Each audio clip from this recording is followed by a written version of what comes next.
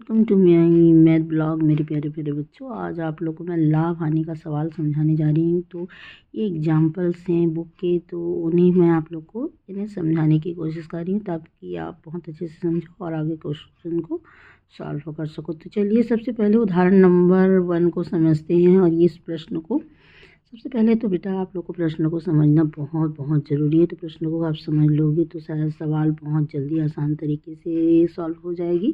तो यहाँ पर प्रश्न को चलिए पढ़ते हैं। सबसे पहले प्रश्न को समझना बहुत ज़्यादा ज़रूरी है जब आप किसी सवाल को सॉल्व करोगे। तो यहाँ पर प्रश्न देखते हैं। एक दुकानदार ने 525 रुपये में एक परीक्षा खरीदा और 575 रुपये में बेच दिया, तो कितना लाभ या हानि हुआ। तो यहाँ पर बेटा आप लोग ये बिल्कुल समझ सकते हो कि लाभ और हानि कैसे हुआ। देखो यानी क्या चीज़, पंखा 525 में लिया और कितने में बेच दिया, 575। यहाँ देखने से ही समझ में आ रहा है कि रुपए को देखो, रुपए 525 रुपये में उसने लिया और 575 में बेच दिया। यानी वो क्या किया, यानी कम में लिया और ज़्यादा में बेच दिया। कम में लिया यानी 525 रुपये क्या होगा, क्रय मूल्य होगा, और कितने में उसने विक्रय किया, 575 रुपये में विक्रय किया। तो यहाँ से आपको खुद पता चल रहा है, यानी रुपए को देखकर कि आपको लाभ हुआ या हानि।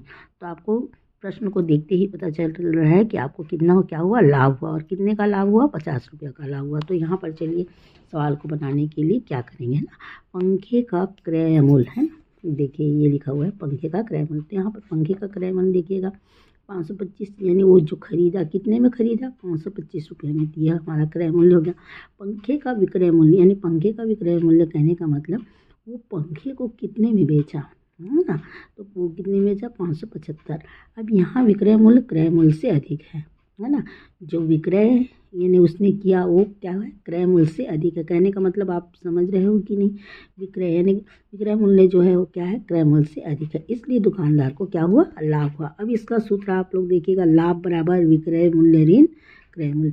यानी क्या करना है आपको, विक्रय से क्रय को घटा देना है। यानी जितना में आप लोगों ने जिसको बेचा है उसको किसी खरीदे थे उससे क्या करना है, आपको घटाना है।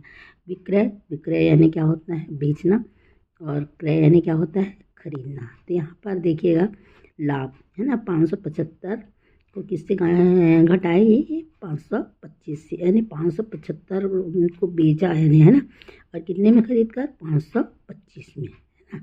525 में आपने क्या किया था, पहले लिया था और उसको बेचा कितने में, 575 में। तो कितना रुपया देखो आपको लाभ हुआ, 50 रुपया, है ना। अतः दुकानदार को कितने रुपया लाभ हुआ, 50 रुपया लाभ हुआ, है ना। ऐसी ही और सवालों के लिए मेरे चैनल को लाइक, सब्सक्राइब और कमेंट करिए।